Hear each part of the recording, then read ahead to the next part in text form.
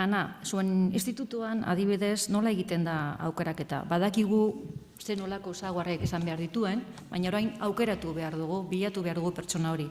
Nola egiten duzue, nork aukeratzen duen, nola ematen den erreleboa?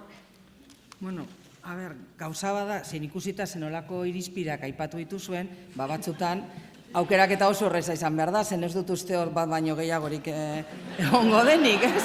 Urrengo egingo.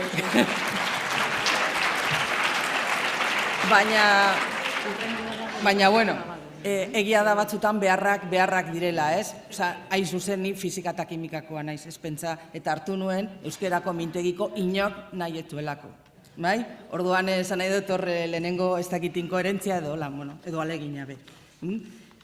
Zelan egin behar da? Jo, pues, nik uste egon behar dela alde batetik horre jarraipen bat, bai? Eta gero sintonia, zelan egiten dan? Pues gurean egia da bakarrik egin dela bitan, bat ez bezu joan zinenean, ez dakit horre ja astu indozun, ez?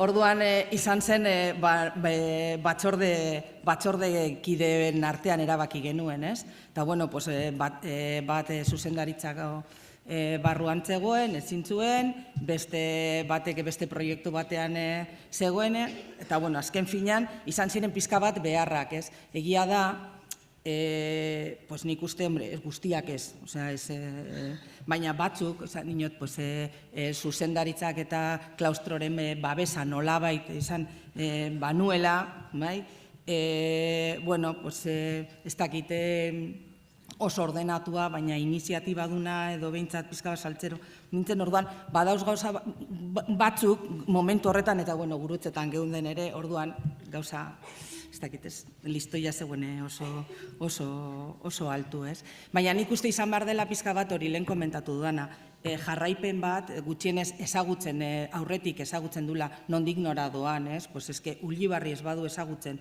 zelan egin behar diren edo institutoko edo zentroko traiektoria horre ez badu ezagutzen, naiz eta intentzio oso nahi izan, pues eske lehenengo urtea galduta emango du, nik uste, bintzat, edo igual hor oso azkarra dela, ez? Orduan, proposamen moduan edo pizka bat horre errelebo ideala topatzen, bai irizpide bat izan ziteken, batzordekidea izatea aurretik, eta eraberean ere, teknikari lana usten dionak, jarraitzeko urrengo urtean, batzordean, banola bait, akuilun moduan edo lagungarri, ez?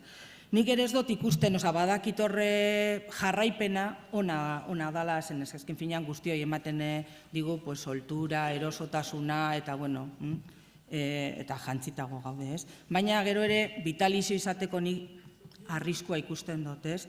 Alde batetik haize freskoak oso ondo datorre leku guztietan, eta nire zentroan behitzat edo nire egoeran ikusten dut urte batzuk horre pasatzen dutenean, eraginkortasuna galtzen dela. Azken finean, ez dakit ondo edo txarto, baina egiten dituzula gauzak, aurkezten dituzula proiektuak, tendozu rutina baten sartzen zara, eta orduan azken finean rutinak barruan integratuta daukaguna, batzutan ez gara kostienteko resistitzen dela eta hor gauzak egiten direla, ez? Orduan, burokrazia, igual oso ondo funtzionatuko da, baina egunerokotasunean nik uste eraginkortasuna galtzen dela. Orduan, nik ez dakit oreka, ez?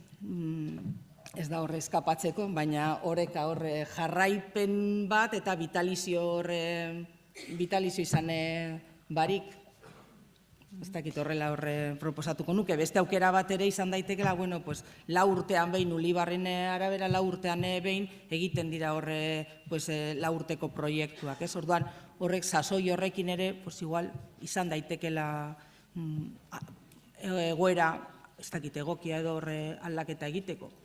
Baina, hori ere tokian tokiko egoerak eta baldintzak, ez? Bale, eskerrik asko.